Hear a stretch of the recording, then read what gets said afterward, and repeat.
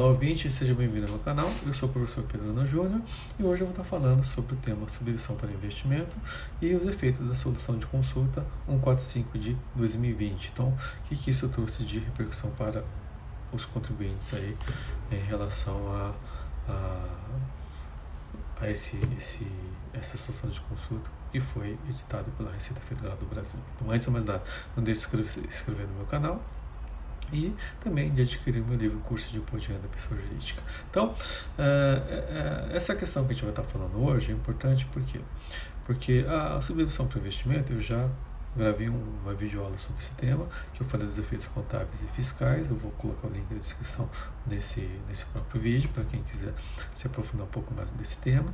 E hoje eu vou falar especificamente da solução de consulta 145 de 2020 e que ela trouxe de importante para a vida dos contribuintes, que isso afetou. Então, antes de mais nada, o que é subvenção para investimento? Subvenção para investimento são incentivos que o governo dá para setor ou região cujo desenvolvimento haja interesse. Então, o governo estadual ou federal quer desenvolver determinada região do Brasil, norte, nordeste ou interior de São Paulo, qualquer região do Brasil, ele dá um incentivo fiscal pode dar um incentivo, né, não só fiscal, mas também monetário para o contribuinte, para que ele possa desenvolver ali, criar empregos, desenvolver uma fábrica, ampliar o parque industrial. Então, que acontece? Parte do imposto, né, que seria recolhido, na verdade é revertido para o contribuinte, seja como crédito, seja como valor financeiro, tá? Que é diferente da subvenção de custeio, porque a subvenção de custeio é destinada para compensar despesas operacionais de produção de um contribuinte, né? Então, por que é importante a questão da subvenção de investimento? Porque a subvenção de investimento, ela é incentivada, ela é uma receita não tributada. Então, o contribuinte reconhece a receita decorrente desse incentivo fiscal, então reconhece uma receita, então crédito nativo, débito nativo contra crédito no resultado como uma receita, e receita essa que ela, no primeiro momento, ela afeta o resultado contábil, depois é classificada contabilmente como reserva para incentivos fiscais no patrimônio líquido. Antigamente, o que ela fazia? Ela não transitava pelo resultado e direto como valor no patrimônio líquido. Hoje ela tem que transitar pelo resultado para poder demonstrar, né, que o lucro está sendo afetado por esse incentivo fiscal, depois ele vai para patrimônio líquido como reserva para incentivos fiscais. E essa receita, né, por força da legislação federal, ela é uma receita não tributada para fim de apuração do imposto de renda. Então, ela é uma exclusão da base de cálculo do imposto de renda. Então, é uma receita contábil, só que não é uma receita tributável. Tá? Então, o que acontece? Né? Qual que era a grande discussão disso? Né? O incentivo fiscal que o Estado dava, como por exemplo um crédito presumido, né? Ou um incentivo financeiro que o Estado dava para um contribuinte, poderia ser considerado como subvenção para investimento? Né? Então, qual que era o posicionamento físico? Para poder ser considerado, teria que ter um projeto aprovado, ou a própria lei determinar que aquele recurso ia ser destinado para poder fazer o desenvolvimento daquela área de região de atuação. Então, teve várias situações, vários julgamentos no CARF, na qual que prevaleceu o entendimento. Teria que se observar ou que a lei determina, ou que o projeto determinava. Se o contribuinte cumprir os requisitos, isso seria considerado incentivo fiscal, reserva para distribuição de investimento, portanto, poderia ser excluída a base de cálculo do imposto de renda e da contribuição social sobre o lucro. Aí o que acontece?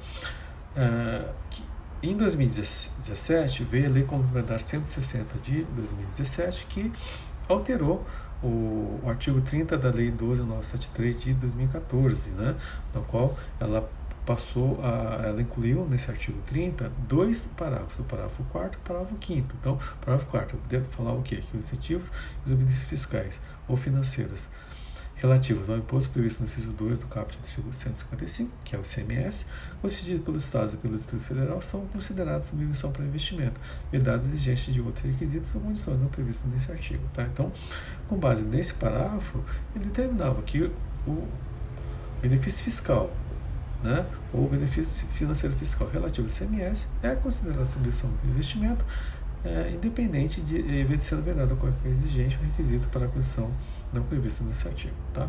E o parágrafo 5º, ele determina que isso aplica inclusive aos processos judiciais ainda não definitivamente julgados. Então, ele é uma retroativa benigna, ou seja, ele abrange também para casos que estavam discutindo judicialmente, administrativamente, né, antes da edição da Lei Complementar de 2017. E o artigo 30, né, a gente tem que estudar o artigo 30, né, analisar ele, o que ele determina, né, já com a inclusão desses dois parágrafos. Então, vamos lá, o caput. A submissão para investimento, inclusive mediante isenção ou redução de impostos, tá?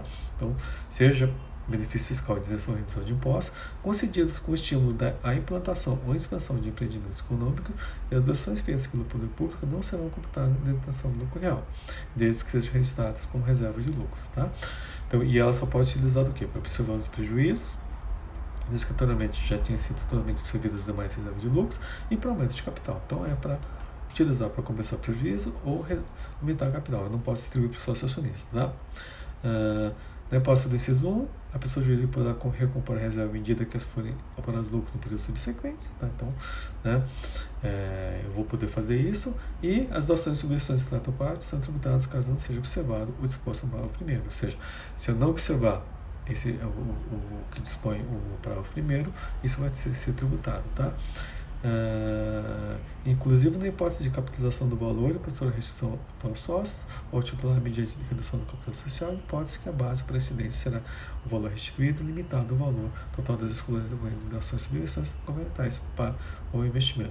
O que é importante? Vamos se ater ao caput, né? Por quê? Porque com base no caput, que hoje a Receita Federal do Brasil, com base na solução de consulta 145/2020, entende que os incentivos fiscais de ICMS mesmo, né, tem que ter uma condição, ou seja, ele tem que ser utilizado para estímulo de implantação e expansão de empreendimento econômico, né, coisa que a lei acaba não determinando. Tá? E aí, já o parágrafo 4º e 5º já está incluído no artigo 30 da Lei 12.973 de 2014. Tá? E aí vem a solução de consulta 11 de 4 de março de 2020, né, que deu um entendimento da Receita Federal do Brasil em relação aos incentivos fiscais. Então, o que ele falou? Que as subvenções para investimento podem ser observadas as condições impostas por lei, desde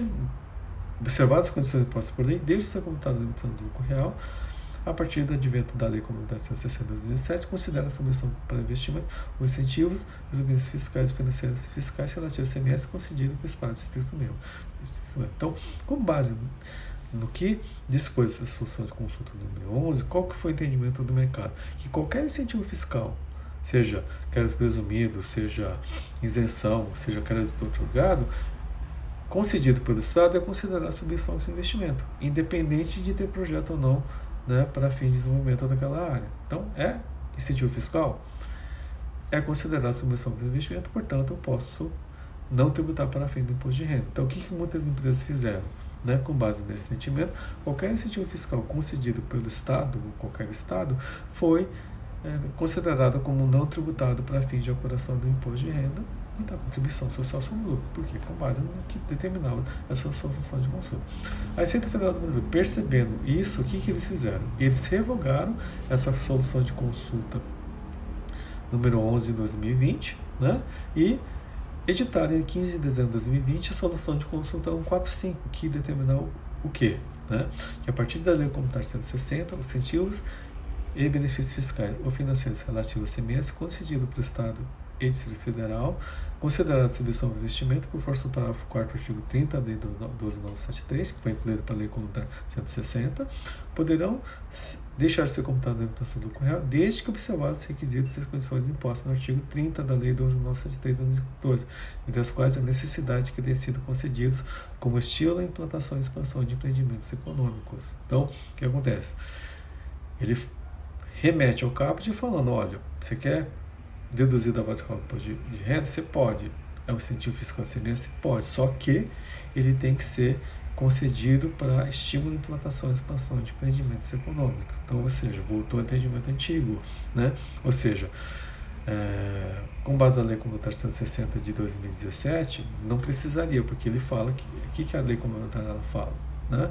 Que é vedada a existência de outros requisitos ou condições não previstas nesse artigo. Só que daí você fala, o CAPT já fala, eles já fixam um requisito que é você utilizar para desenvolvimento, implantação e expansão de empreendimento econômico. Então, com base nessa solução de consulta de 15 de dezembro de 2020, que reformou a solução de consulta número 11, o que acontece? Aqueles contribuintes que tinham um entendimento mais liberal, mais flexível de aproveitamento daquele incentivo fiscal, passaram a ter o risco de ser autuado. Porque se aquele incentivo fiscal que eu estou utilizando, né, como exclusão da base do imposto de renda, ele não for utilizado para desenvolvimento econômico naquela região, não tem uma previsão expressa, a Receita Federal do Brasil pode atuar e o contribuinte pode ter um auto de infração em relação àquilo. Então, a partir dessa solução de consulta, qual que é o problema? Possibilidade de atuação por parte da Receita Federal do Brasil. Dá para discutir? Até daria. Existe uma tese dizendo que o parágrafo 4º não coloca essa condição, mas aí ele remete ao CAPT. Então, assim, não é uma tese assim, 100% segura. Né? Qual que seria a saída aí para os contribuintes? Né? Uma alternativa qualquer é colocar, discutir com base no entendimento, né, veiculado numa decisão do STJ, né, através do RESP 1.517.492, né, cuja o voto vencedor foi da ministra Regina Costa, né, ou seja, o que o STJ afirmou naquela decisão, que foi uma decisão relativa a crédito presumido de ICMS, né, que o crédito do ICMS não acompanha a base de cálculo do imposto de renda da CSL, né? A decisão da STJ baseia-se, sobretudo, na impossibilidade da União retirar por via oblíqua o incentivo fiscal que o Estado membro, no exercício de sua competência tributária, outorgou. Então, a União não poderia, porque estaria interferindo na competência do Estado. O Estado deu esse incentivo, o Estado deu essa isenção, deu esse crédito presumido, portanto, a União não poderia invadir a competência estadual e tributar para fim de imposto de renda da contribuição social sobre o lucro. O Estado-membro, ao conceder o incentivo fiscal relativo ao tributo de sua competência, está exercendo para o que ele tem plena autonomia. Por outro lado, a União, ao buscar tributar o benefício fiscal concedido ao Estado-membro, passa a intervir na autonomia, está em clara invasão da competência tributária, acarretando afronta ao princípio federativo. Então, a violação do princípio federativo. Então, com base nessa decisão da STJ, ainda existe uma possibilidade do contribuinte não tributar esses incentivos fiscais decorrentes e considerar como subvenção para investimento. Por quê? Né? É como se o STJ entendesse que fosse uma espécie de imunidade tributária, ou seja, que foi dada pelo Estado e a União não poderia tributar de maneira oblíqua. Tá? Então, com base nesse entendimento, ainda é possível discutir, né, caso alguém tenha feito a recuperação, tenha feito a compensação desse valor, excluindo desse valor, e está com medo de ser autuado por parte da Receita Federal do Brasil. Então, qual que seria o procedimento? Espera ser autuado, né, ou já entra com uma mandado de segurança preventiva para poder evitar aí eventuais concessões por parte da Receita Federal do Brasil. Tá? Importante, esse julgamento do recurso por parte do STJ não levou em consideração o parágrafo 4º e 5º, que foi incluído no artigo 30 da Lei 973, da Lei Complementar 160 de 2017. Né? Porque essa alteração só passou a valer a partir, né, do julgamento, foi antes, né, entrou depois do julgamento, ou seja, no data do julgamento não tinha o parágrafo 4º e 5º da Lei Complementar 160 de 2017. Então, a gente não sabe como a STJ vai julgar, né, um recurso com base nessa modificação. Eu espero que mantenha o entendimento. Então, eu acho que isso é importante para a gente refletir em relação a isso. Então, qual que é o efeito dessa consulta? A partir dessa consulta, ela restringe a utilização dos incentivos fiscais como subvenção para investimento, né? Então, com base nisso, pode ser que o contribuinte pode ser autuado, que é o entendimento da Receita vinculado dessa fonte de consulta. Ela não é uma consulta que vale para todo mundo, ela vincula as partes, mas já firma o entendimento por parte da Receita Federal do Brasil. E qual que seria a alternativa? Tentar discutir, né, e aplicar o entendimento vinculado no RESP 1.517.492, que foi proferido pelo STJ em relação a essa matéria. Então é isso que eu queria falar no vídeo. Espero que você tenha gostado desse tema. Se gostou, dá seu like, compartilha e te vejo no próximo vídeo. Obrigado, até a próxima.